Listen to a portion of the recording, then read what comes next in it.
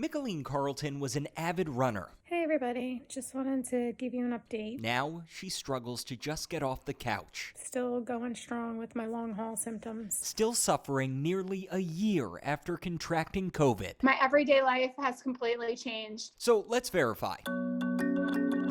Are COVID patients suffering long-term effects?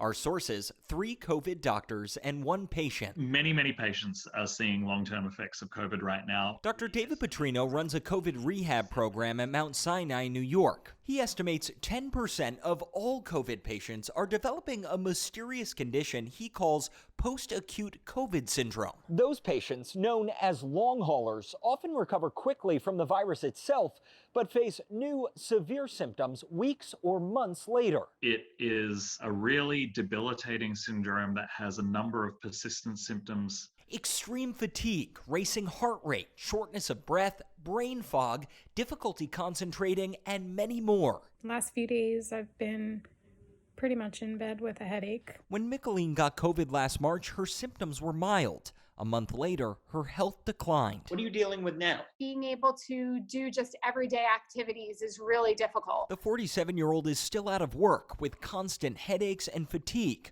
Her heart races when she stands up. Pushing through like every other day. She can't do much with her family anymore. I can see the emotion in your eyes.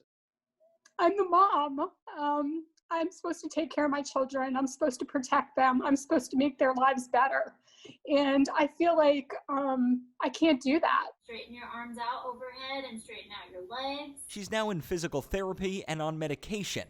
One of dozens of long haulers Dr. Tae Chung is treating at Johns Hopkins. What are the main treatments you're using? We try aggressive hydration and specific forms of physical exercises along with some drug treatments. Dr. Petrino's program involves 3 months of physical therapy once symptoms are under control. At that point, people are still not feeling where they were before COVID. Do we know what's causing this? Well, no, that's what we're trying to get at. Dr. Walter Koroshetz is the director of the National Institute of Neurological Disorders and Stroke at the National Institutes of Health. He thinks the immune system is the likely culprit here. Anything that activates your immune system is going to cause a lot of these symptoms. But we don't know what's wrong with the immune system, just that there is something wrong. Yeah, that's a good point. We need to know what's left over from that acute inflammatory response to the virus. You think this may be a new condition that no one's ever seen? That's correct. Dr. Petrino believes the immune response to COVID may be disrupting the autonomic nervous system, the part you can't control that regulates your heartbeat, organ function, and more. It's been knocked out of balance by the severe